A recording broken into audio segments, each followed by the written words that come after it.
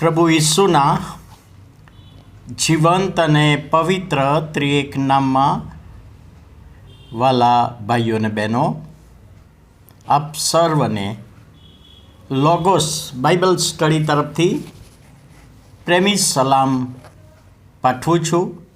અને આજે 2025ના વર્ષનો 142મો દિવસ 22મી મે 2025 અને ગુરુવારનો આ નવો દિવસ આપણા જીવનોમાં પ્રભુએ બતાવ્યો.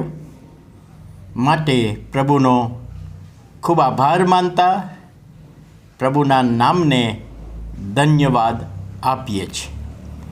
અનંત જીવનની ખાતરી, અનંત જીવનની ખાતરી.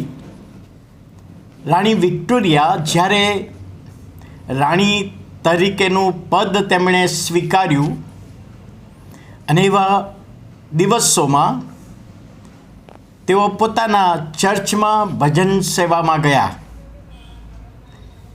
ત્યારે એમના ચર્ચના પાળક રેવરન જ્હોન ટાઉન્ડ એન્ડ એમણે જે સંદેશો આપ્યો એ અનંત જીવનની ખાતરી વિશે પ્રભુનું વચનને સંદેશો આપ્યો.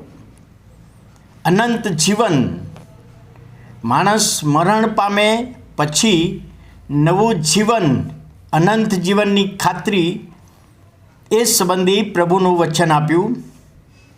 અને આ વચન સાંભળીને રાણી વિક્ટોરિયા હૃદયમાં વ્યાકુળતા અનુભવવા લાગ્યા. મરણ પછીનું જીવન છે એની ખાતરી વ્યક્તિને ક્યારે થાય? ભક્તિ સભા છૂટી અને ચર્ચના એક આગેવાનને રાણી વિક્ટોરિયાએ પૂછ્યું કે આજના પાળક સાહેબના સંદેશામાં જે સ્વર્ગની ખાતરી, અનંત જીવનની ખાતરી આપી, એ માટે તમે શું કહો છો? અને બીજા એક વડીલ ત્યાં આવ્યા અને એમણે આ વિષય વિશે ચર્ચા શરૂ કરી અને છેવટે તારણ કાઢ્યું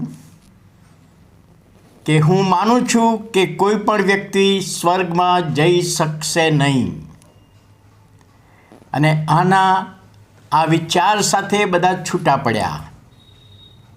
પાળક સાહેબને જ્યારે ખબર પડી કે આજે ભક્તિ સભા પછી અનંત જીવનની ખાતરી વિશે લોકો ચર્ચા કરતા હતા અને છેલ્લે આવું તારણ કાઢીને તેઓ જુદા પડ્યા છે, છૂટા પડ્યા છે, ત્યારે પાળક સાહેબે રાણી વિક્ટોરિયાને એક પત્ર લખ્યો.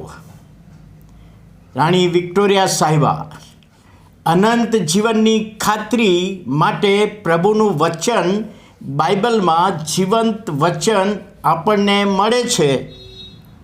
યોહાન 3:16, જે કોઈ તેના પર વિશ્વાસ કરે તેનો નાશ ન થાય પરંતુ અનંત જીવન પામે. એટલે વ્યક્તિ પ્રભુ ઈસુ પર વિશ્વાસ કરે તો એને અનંત જીવનની ખાતરી છે. રોમનનો પત્ર તેનો 10મો અધ્યાય અને 9મી કલમમાં પાઉલ પોતે લખે છે. શું લખે છે? જો તું તારે મોઢે ઈસુને પ્રભુ તરીકે કબૂલ કરીશ, દેવે તેને મુએલામાંથી પાછો ઉઠાડ્યો છે એવો વિશ્વાસ કરીશ, તો તું તારણ પામીશ. અને ત્રીજું રેફરન્સ એમણે આપ્યું 2 પિત્તર 1લો અધ્યાય 11મી કલમ. ત્યાં પિત્તર વિશ્વાસીઓને લખે છે, કારણ કે એમ કરવાથી એટલે પ્રભુ ઈસુ ખ્રિસ્ત પર વિશ્વાસ કરવાથી, પ્રભુ ઈસુ ખ્રિસ્તને તારણ જીવનમાં સ્વીકારવાથી, એમ કરવાથી આપણા પ્રભુ ઈસુ ખ્રિસ્તના સર્વકાળના રાજ્યમાં પ્રવેશ કરવાને માટે પૂરેપૂરા આપણે હકદાર બનીશું.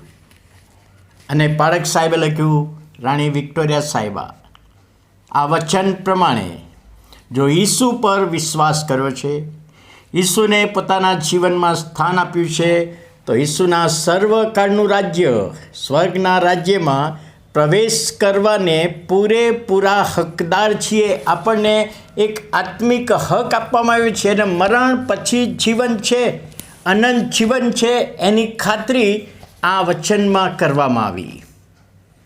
અને રાણી વિક્ટોરિયાએ એ વચન સ્વીકાર્યું.